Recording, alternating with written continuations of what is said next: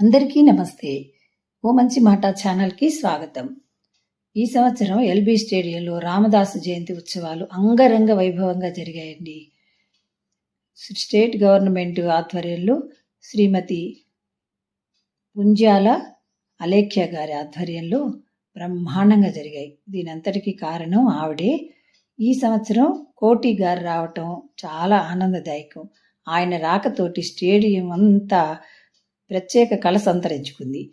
ఈ సంవత్సరం ప్రతి సంవత్సరం కన్నా ఎక్కువ జనం వచ్చారండి. ఎందుకంటే ఆ అలేఖ్య పుంజాల గారి యొక్క చిరునవ్వు, అసలు ఆమె అందరినీ ఆహ్వానించే తీరు కానీ, అందరినీ ఆదరించే తీరు కానీ అందరినీ ఆకట్టుకుంటుంది.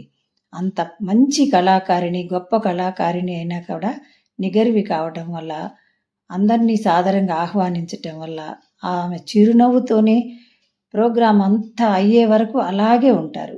ఆమెకి సాధ్యమైంది అలా ఉండటం. జ్యోతి ప్రజ్వలన కావించిన తర్వాత రాముల వారికి చక్కగా పూజ చేసి హారతి ఇచ్చారు. ఆ తర్వాత ప్రోగ్రామ్స్ అన్నీ స్టార్ట్ అయ్యాయి. అప్పుడు ఒకవైపున డ్యాన్స్ ప్రోగ్రాంలు స్టార్ట్ అయితే, రెండో వైపు పాటల ప్రోగ్రాంలు, అంటే గ్రూప్ సింగింగ్లు పాడుతున్నారు. ఎక్కడ టైం అనేది వేస్ట్ కానికుండా చాలా చక్కగా ప్లానింగ్ చేశారు. ఇలా వచ్చిన జనం అంతా రెండు వైపులా డాన్సులు పాటలు చూస్తూ హ్యాపీగా ఫీల్ అయ్యారు. వీళ్ళంతా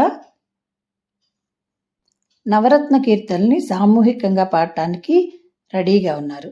రెండు వైపులా ఆ ప్రోగ్రాములు, డాన్స్ ప్రోగ్రాములు, గ్రూప్ సింగింగ్ అయిపోగానే నవరత్న కీర్తనలు స్టార్ట్ చేశారండి.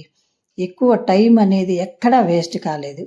నవరత్న కీర్తనల్లో పాడటానికి మాతో పాటు కోటి గారు, ప్రముఖ విద్వాంసులు, ప్రముఖ సంగీత దర్శకులు, వీళ్ళందరితో పాటు కోటి గారు కూడా మాతో కూర్చొని పాడటం మాకు చాలా ఆనందంగా అనిపించింది. ఒక పాట పాడటం, రాముల వారికి హారతి ఇవ్వటం, ఇలా 9 పాటలు అయిపోయే వరకు ఎవ్వరూ కూర్చున్న చోట నుంచి కదలలేదు. ఇలా కోటి గారు కూడా మాతో ఉండటం ఈసారి ప్రత్యేక సంతరించుకుంది. ఈ ఆనందంతో ఎల్బీ స్టేడియం అంతా మారు మోగిపోయిందండి. ఈ క్రెడిట్ అంతా అలేఖ్య పుంజాల గారిదే.